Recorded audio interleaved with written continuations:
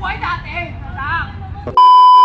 Relax lang mga mare, wala tayong kaaway. At muling nandito nga ulit kami sa wildlife pero kasama ko na ang aking buong pamilya. Halos isang linggo na nga itong video ko pero ngayon ko lang na-edit at ma-voice over dahil hindi nga ako kagalingan sa pagsasalita at nahihirapan talaga ako sa pag-isip kung ano ang aking sasabihin. Sabi nga nila, try and try until you succeed. Wala naman akong choice, ito lang aking ginagawa, di ba? At baka sakaling mapasahod ulit ni Meta para may pambili ng bigas para sa aking pamilya. Sa tagal ko ngang mag-video, mukhang gutom na nga sila. May nakasimangot na, pati itong nanay ko parang may sariling mundo. Kaarawan ko nga pala ito mga mare, kaya naman sinama ko dito ang aking buong pamilya para i-celebrate ito ang aking birthday.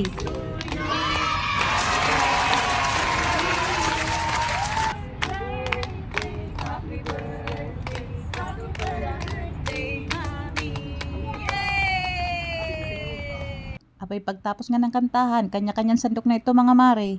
At itong kapatid ko naman, meron pang pasalong na lalaman, kukuha lang yan ng lumpia at spaghetti. Kapag ang mga mami naman, inuuna syempre ang pagkain ng mga bebe. Ang nanay ko, basta nakakuha na ng pagkain, pupunta na kung saang sulok.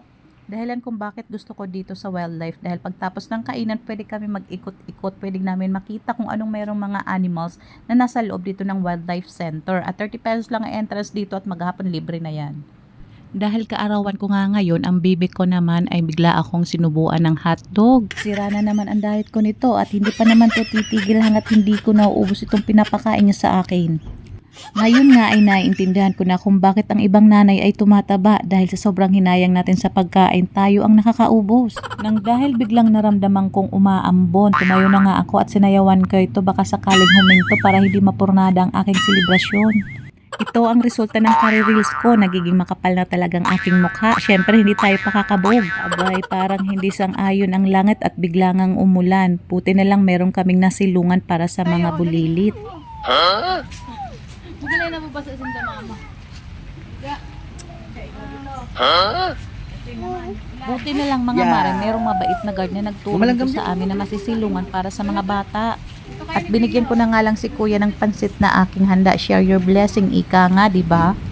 Kung suswertehin nga naman, biglang ang umulan, ngayon pa talagang birthday. Tinaon, ibala ko pa na maiikot itong mga bata para maging familiar sa mga animals na nasa loob nitong wildlife center. Alam niyo ba, tagal na namin dito sa Manila, ngayon lang namin napasok itong wildlife center. Hindi ko akalain ganito kaganda at ganito kalaki, kaaliwalas ang lugar na ito. Kaysa pumunta pa tayo sa malayo tulad ng mga Baguio, mag-picnic sa Tagaytay, abay maganda palang lugar ito para mapagpiknikan. Dahil 30 pesos lang ang entrance, afford na afford mga mare. Sabi ni na mama, blessing daw ang ulang kaya hindi na sila sumilong, baka sakali sila'y maambunan ng grasya. Tignan mo mga itsura, mukhang gutom pa nga sila.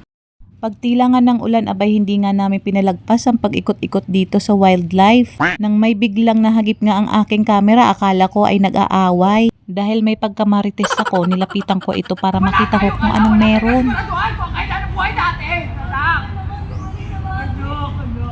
Shota mare, acting workshop lang pala yun. Gusto ko sanang sumali, baka sakaling madiscover. Char, syempre basta sa actingan, pwede tayo dyan. Abay, nahasa na tayo ni Meta, di ba? Charis, joke lang. Naghahanap nga kami dito ng CR dahil ibak na kami. Sa dami nga naming nakain, mukhang na-impatch na nga kami. Dyan muna kayo mga mare.